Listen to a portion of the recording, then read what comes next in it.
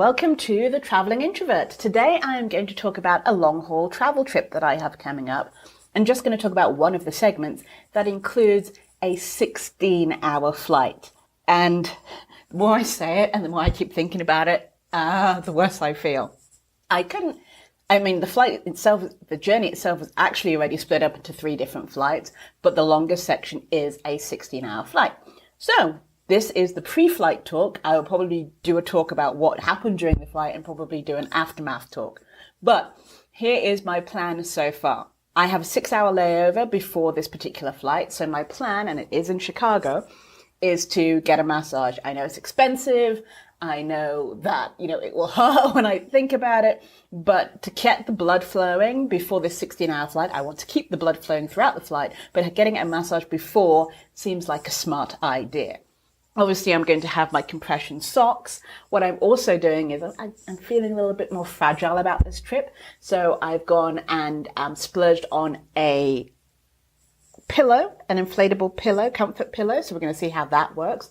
Also, I've been seeing these things because I'm short. And what I've realized is on certain planes, my feet don't actually stay flat on the ground because the seat is too high. And so I end up spending half of the flight sort of on my tiptoes. And so I've seen this particular it's a sling for feet is the best thing I can describe it as. And so I've bought one of those as well. I'm going to see if that works to help elevate my feet and make me a little bit more comfortable. The other thing I've seen as an add-on to the massage section, and because, you're supposed to get up every hour or so and walk around the plane. At some point you do fall asleep, so that hour might be every 2 hours. And one of the things that I've seen that's highly recommended is to take a tennis ball with you. And so you can use the tennis ball to massage the soles of your feet, to massage underneath your thighs and your legs, and also your back and your shoulders. And it helps increase blood flow. So I'm going to take a tennis ball with me and try that because that's something I've never done before on such a long flight. The other thing that I'm thinking about is hydration. Hydration is super important. And yes, you can buy so much water at the airport and how much you can get on. On this particular flight, I can take water. But for example, on a flight to Singapore, they actually check you before you leave. And so you can't buy all those bottles of water. So you are dependent on the flight attendants actually giving you water, which is never good. So I am going to try and get bottles of water, but the other thing that will help is electrolytes. So one of the things that I'm going to look for is either little sachets of electrolyte related that I can put in my water that I get, or at the airport, see, as much as I don't really like the taste, if I can get some Gatorade so that I can do maybe 50-50, because I tend to be very, very sweet. So we've got hydration, we've got massages, and so the other thing is, what on earth am I going to do for these 16 hours? And that I'm working on. So I know that I've not watched movies on planes. I've been recently flying and I've been determined not to watch any movies, so I have some movies to watch on the way there. I also need to make sure that I don't watch all the movies because I will have to come back. Even though it is a shorter flight, it is still, I think, a 12-hour flight. So there's going to be some movies that I want to watch.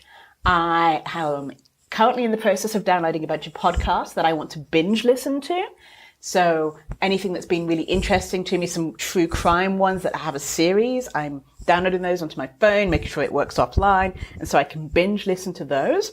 Another thing that I'm going to do is, I always try this. I try and get some work done. I'm not necessarily going to buy Wi-Fi, though it depends which way we go, if we go over Russia, if we go over Canada. But I will be looking to clean out my desktop, for example. It's covered not covered in dirt, but covered in different applications and stuff that I could file away. Clean up my folders, clean up my photos. That's always something that you can do while listening to music or semi-watching a movie that you've seen before, but it helps with your productivity and, you get off the plane and everything's shiny. The other thing is I have a lot of documents that I need to reformat or bundles that I want to create for the new year. So those are things that I can do on the plane offline. I always have a backup of, and people don't seem to have this anymore. I know I had problems buying one, was an MP3 player. I remember going to Hong Kong and be like, oh, perfect. I will be able to get an MP3 player. And they all looked at me like, we all listen via the internet now. Why would you want an MP3 player? But if you're not listening via the internet, having an MP3 player loaded with a bunch of music is also helpful. I will have a power bank. I know that I checked my flight, I checked my seat.